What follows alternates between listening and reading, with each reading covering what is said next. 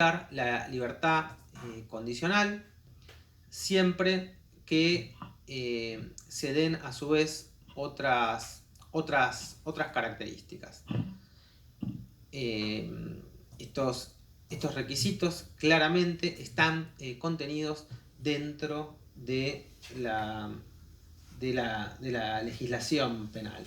Hay que tener en cuenta como dato fundamental que este instituto de la libertad condicional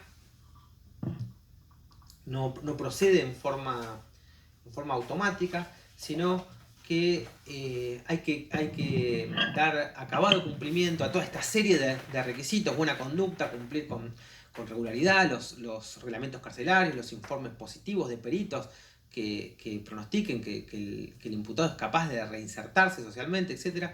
Y que incluso también pueden pedirle a los condenados cuando la sentencia, cuando la pena que se impuso en la sentencia es de una cantidad de prisión menor a 3 años, la pueden cumplir no a las 2/3 partes de la condena, sino habiendo cumplido 8 meses de prisión, 1 año de reclusión, dice el texto de la ley. Y también los condenados a prisión perpetua que hubieran agotado ya actualmente, según las prescripciones de la ley 25.892, cuando hubieran agotado los 35 años de condena. Esta reforma la reforma Bloomberg, fue muy discutida en la República Argentina, sobre todo desde la academia, desde la doctrina penal. Hay que tener en cuenta un dato fundamental cuando se estudia este instituto, es que no se puede otorgar la libertad condicional a los sujetos declarados reincidentes. Después vamos a ver los problemas de constitucionalidad que genera este instituto de la reincidencia y, en definitiva, qué es lo que queremos decir cuando decimos reincidente. Y también para los abogados que van a litigar en el fuero penal, hay que tener en cuenta que a la mitad de la condena, o sea, mucho antes de poder solicitar la libertad condicional, la ley de ejecución penal autoriza en muchas provincias las salidas transitorias, incluso la ley de ejecución penal nacional. Y la libertad asistida 6 meses antes de poder obtenerse la libertad condicional. En muy apretada síntesis, para el que vaya a trabajar de abogado en nuestro país, tiene que saber que cuando está defendiendo a un imputado, al momento de ejecutarse la sentencia, va a contar con la existencia de 3 institutos diferentes: la libertad condicional, por la cual el condenado puede obtener su libertad condicional incluso a partir de los 8 meses, cuando fue condenado, hasta 3 años de prisión, a los 35 años si fue condenado a prisión perpetua según la reforma Bloomberg, o al agotar las 2/3 partes de su condena para los demás casos de penas privativas de la libertad o temporales. A este instituto de la libertad condicional se suman, como dijimos, en primer lugar las salidas transitorias, que ya pueden llegar a otorgarse a partir del cumplimiento de la mitad de la condena, y la libertad asistida, que puede operar desde 6 meses antes incluso de obtenerse esa libertad condicional. Es decir, 6 meses antes de las 2/3 partes del cumplimiento de la condena, o de los 35 años de prisión para el caso de las condenas a prisión o reclusión perpetua. Por supuesto, también ya lo dijimos, que estos institutos no son automáticos, sino que exigen toda una serie de otros requisitos, de informes que deben solicitarse y que surgen del código, de la ley de ejecución penal, de las leyes de ejecución penal, y que los jueces los tienen que pedir, las partes se los tienen que pedir a los jueces, y los jueces tienen que requerir los informes al servicio penitenciario antes de otorgar este tipo de beneficios. Por último, hay que hacer también una distinción entre lo que es la libertad condicional del artículo 13 del Código Penal, que acabamos de ver, y la pena de ejecución condicional, que es la que surge del artículo 26 del Código Penal.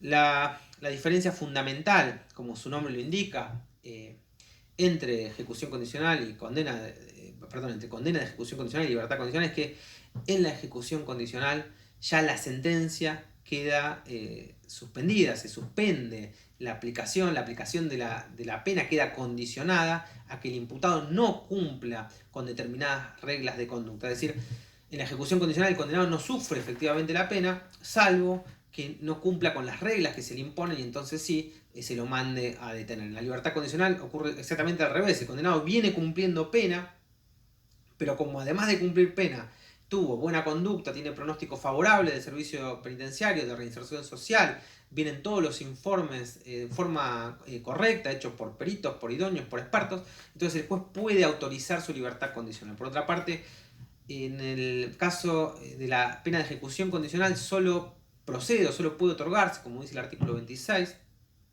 en los casos de primera condena, cuando hayan transcurrido 8 o 10 años de esa primera condena, si se comete un nuevo delito, dependiendo de si ese delito es doloso o si es culposo. Vamos a ver cuando estuvimos en la teoría del delito la diferencia entre el dolo y la culpa. Básicamente ahora la culpa es la imprudencia, como anticipo. Por supuesto que así como hay requisitos para la libertad condicional y la libertad asistida, las salidas transitorias, también el Código Penal establece toda una serie de requisitos para que pueda otorgarse por única vez, insisto, o salvo que hayan transcurrido 8 o 10 años, por única vez este instituto excepcional de la ejecución condicional. Y sin embargo, así como dijimos que en la práctica la libertad condicional no suele otorgarse en forma automática, es decir, que primero se piden los informes al servicio penitenciario y recién cuando vuelven positivos esos informes, recién entonces el juez de ejecución puede otorgarla. En el supuesto de la ejecución condicional ocurre en la praxis o en la práctica realmente al revés. En los casos de primera condena, pena de prisión que no exceda de 3 años, es muy difícil que un juez no imponga la pena de prisión en forma condicional. Es decir, es muy raro que el juez imponga una pena efectiva, salvo, insisto, en casos tremendamente excepcionales. Muy bien. Libertad condicional, artículo 13. El condenado cumple las 2/3 partes de la condena y luego puede pedir su libertad condicional. Si cumple con los reglamentos carcelarios, por supuesto. En la ejecución condicional, al revés, directamente ya la ejecución condicional implica que la condena no se va a hacer efectiva porque el condenado no tiene ningún antecedente y la condena además es una pena leve, es una pena menor. La condena es a una pena que no supera los 3 años de prisión. Por eso se utiliza para primarios y para penas leves, 1 año, 2 años, hasta 3 años. Ya sabemos entonces la diferencia fundamental entre el instituto de la libertad condicional y de la ejecución condicional. Vamos a pasar a analizar el instituto que ya mencionamos, que decíamos que era optativo a la procedencia de la libertad condicional y que es el instituto de la reincidencia. Muy bien. Reincidencia. Según el artículo 50 del Código Penal, habrá reincidencia siempre que quien hubiera cumplido total o parcialmente una pena privativa de la libertad impuesta por un tribunal del país cometiera un nuevo delito punible también con esa misma clase de pena. De manera que para ser declarado reincidente una persona no basta con que haya cometido 2 delitos, sino que tiene que haber sido condenado por sentencia firme de un delito y luego tiene que haber sido condenado nuevamente también por sentencia firme. Tienen que existir dos sentencias firmes. Pero si analizamos bien el artículo, esto tampoco es suficiente, tampoco alcanza para poder ser considerado reincidente o para poder considerar reincidente a un condenado, sino que lo que dice la ley, lo que exige la ley es que quien hubiera cumplido total o parcialmente pena privativa de la libertad cometa un nuevo delito. ¿Qué quiere decir esto? Esto quiere decir que para considerar a alguien reincidente, este tiene que primero haber sido condenado por sentencia firme, después haber cumplido efectivamente pena de encierro y en tercer lugar, por supuesto, cometer un nuevo delito, por el que también se lo tiene que condenar y entonces sí, en esta segunda condena el juez puede declarar la reincidencia. De manera que hay 2 sistemas de reincidencia en el mundo, llamado, en primer lugar, sistema de reincidencia ficta, y en segundo lugar, el llamado sistema de reincidencia real en el que se enrola el Código Penal argentino. Para el sistema de reincidencia ficta alcanza con una mera doble condena, es decir, con que la persona sea condenado una vez y luego vuelva a ser condenado por la justicia ya es suficiente para ser considerado reincidente. En cambio, para el sistema de reincidencia real, que es el que propone el Código Penal argentino, es el que adopta nuestra legislación, es necesario que el condenado haya cumplido efectivamente la pena de encierro. No basta con la condena, sino que efectivamente tiene que haber cumplido pena de encierro para poder ser considerado reincidente. De manera que si una primera condena hubiera sido, como dijimos antes, una condena de ejecución condicional, si no se hubiera cumplido efectivamente, esa condena de ejecución condicional no alcanzaría para que un sujeto pueda ser considerado reincidente. La jurisprudencia además agrega un nuevo requisito, más, y es que esa pena de encierro no solamente que tiene que haberse cumplido efectivamente, sino que lo que dice la jurisprudencia es que se tiene que haber cumplido después de que la sentencia que la impuso haya quedado firme. Sería un sistema no solamente de reincidencia real, sino extremadamente real. Es decir, según el criterio jurisprudencial de los máximos tribunales de casación, en particular me refiero al Tribunal de Casación de la Provincia de Buenos Aires, incluso sostenido por la Corte de la Provincia, si una persona es detenida y luego de 3 años se la condena a cumplir 3 años de prisión, pero se le otorga inmediatamente la libertad porque ya cumplió los 3 años, es decir, está en prisión preventiva 3 años, y cuando termina de cumplir en prisión preventiva esos 3 años, sale la condena, y la condena dice, bueno, lo condeno a 3 años, pero como ya los cumplió, se la doy por compurgada y ordena su libertad.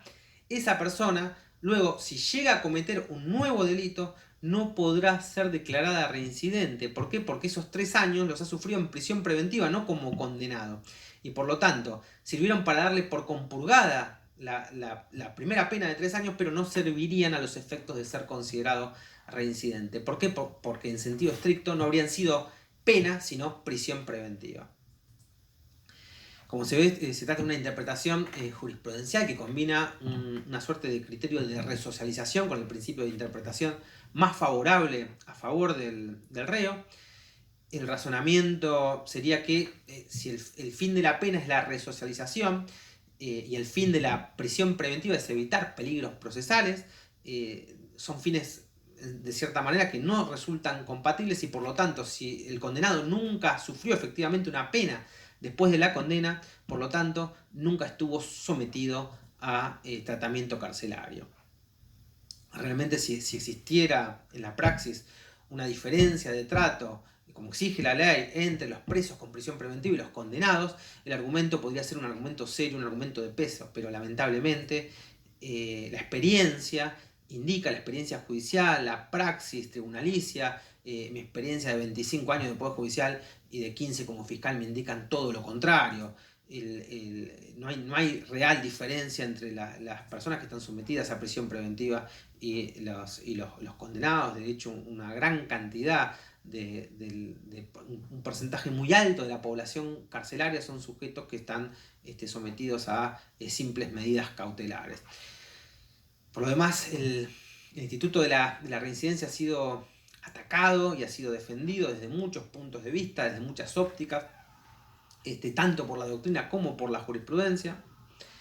Hay un muy viejo precedente de la Cámara Nacional Criminal y Correccional, que es el precedente Varela, del año 86, en donde ya se planteaba la inconstitucionalidad de la reincidencia por ser contraria a la garantía del non bis in idem. El non bis in idem es una garantía netamente de carácter en principio procesal y que se deriva del principio de inocencia, que básicamente significa que nadie puede ser sometido a proceso o juzgado 2 veces por el mismo hecho, el doble jeopardy.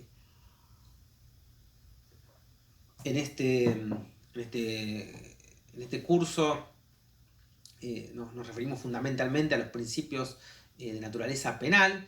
En el curso de Derecho Procesal vamos a analizar con mucha más profundidad esta garantía del non bis in idem, pero lo que acá interesa es que, como dije, se han ensayado diversos criterios para fundamentar la reincidencia. Algunos autores sostienen que el fundamento de la reincidencia sería la mayor peligrosidad, un criterio peligrosista, la mayor peligrosidad del delincuente.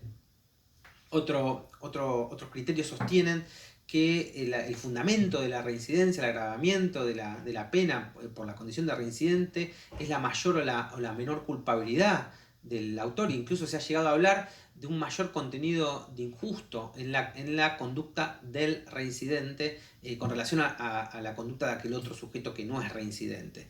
Armin Kaufmann, en la en el derecho comparado, es el autor que ha sostenido que en el segundo delito lo que se estarían violando son dos normas, la que prohíbe el delito y la que prohíbe un segundo delito después de la condena. El profesor Zaffaroni, entre nosotros, con relación a este último, ha explicado con un gran grado de transparencia que en este caso habría que admitir, si se acepta la tesis de Armin Kaufmann, que el tipo contiene una suerte de dos normas vulneradas.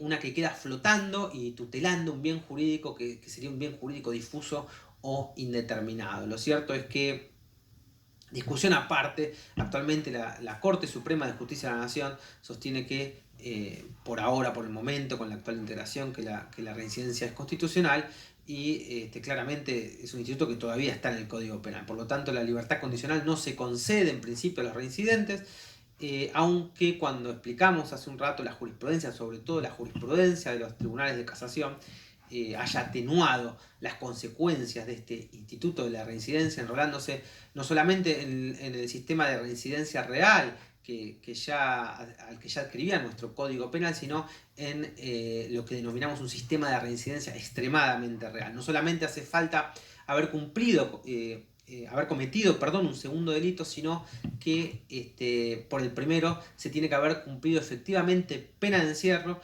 y no alcanza una condena de ejecución condicional, pero además, y este es el criterio jurisprudencial, el encierro se tiene que haber sufrido, se tiene que haber soportado después de que la sentencia haya quedado firme. ¿Cuánto tiempo? Aunque sea un día, es decir, este es el criterio del Tribunal de Casación provincial, aunque por supuesto todo esto es muy discutible, muy endeble, incluso el instituto mismo de la reincidencia, sobre todo desde el punto de vista o desde el prisma constitucional, posee muchas aristas en discusión por esta posible violación, como dijimos, a la garantía del non bis in idem. Es un instituto, insisto, que resulta sumamente cuestionado por la doctrina. Muy bien, vamos a tocar brevemente el problema de la extinción de las acciones y de las penas, y luego vamos a pasar a la suspensión del proceso a prueba. Con esto damos por terminado esta segunda clase introductoria. Según el artículo 59 del Código Penal argentino,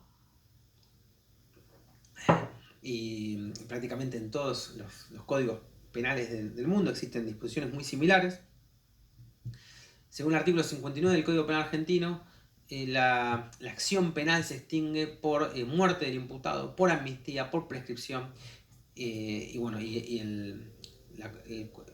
por la renuncia del agraviado respecto de los delitos de acción privada. La muerte del imputado es un concepto que se explica por sí mismo, no hay mucho para ahondar. La amnistía, a diferencia del indulto, tiene un carácter general. La amnistía extingue la acción penal y es una facultad privativa del Poder Legislativo, a diferencia del indulto, insisto. El artículo 75, inciso 20 de la Constitución de la Nación Argentina dice que corresponde al Congreso de la Nación establecer los tribunales inferiores, la Corte Suprema de Justicia de la Nación, que claramente obviamente se refiere a la justicia federal o nacional, y así como, y lo dice específicamente, conceder amnistías generales. La palabra amnistía viene del griego, significa olvido y consiste básicamente en una medida legislativa, como dijimos, que importa tanto la extinción de la acción penal como la potestad punitiva del Estado con relación a los hechos que determina. Por eso el artículo 61 del Código Penal dice que la amnistía extingue la acción penal y hace cesar la condena a todos sus efectos, por supuesto con la excepción de las indemnizaciones debidas a los particulares. La prescripción, por otra parte, como sabemos de la teoría del derecho en general, es la pérdida de un derecho por el transcurso del tiempo.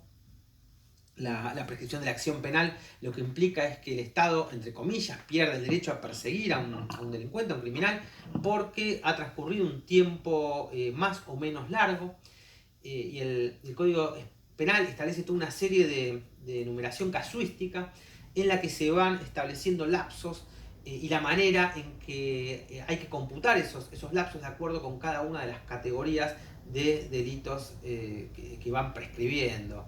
Por ejemplo, se dispone un plazo de prescripción para la acción penal a los 15 años para delitos de prisión o reclusión perpetua, después de transcurrido el máximo de duración del delito para penas temporales, con un tope mínimo de 2 años y un máximo de 5, al año para los casos de pena, de inhabilitación, o a los 2 años para hechos reprimidos solamente con multa. La prescripción de la acción comienza a correr desde la medianoche en que se cometió el delito, hay que distinguirla, por supuesto, de la prescripción de la pena. La prescripción de la pena lo que implica es que existe una sentencia ya firme. En la prescripción de la pena se computa a partir de la notificación de la sentencia o desde que el preso se fuga, según el caso. Y el código también establece una serie de tablas, una serie de prescripciones con los montos de los tiempos que se utilizan para contabilizar las prescripciones de las penas. Por ejemplo, no sé, 20 años para los casos de penas a prisión perpetua, las de multa prescriben a los 2 años, o en un tiempo igual al de la condena para el resto de las penas temporales.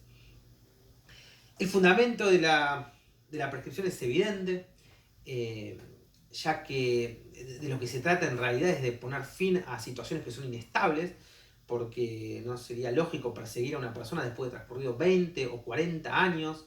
Esto conspira de alguna forma contra la propia seguridad jurídica, contra la paz social, y la doctrina y la jurisprudencia hacen una excepción al principio de prescripción para ciertos tipos de delitos que se consideran delitos imprescriptibles. Estos son, por ejemplo, los casos de los delitos de genocidio, los delitos de lesa humanidad. También encontramos causas que interrumpen la prescripción, como puede ser la comisión de un nuevo delito, el carácter de funcionario público de ese autor, mientras ese sujeto continúa en ejercicio de sus funciones por una razón lógica. Es mucho más difícil investigar a un funcionario público cuando se encuentra en ejercicio de sus funciones que cuando ya ha cesado en las mismas. El tema de la prescripción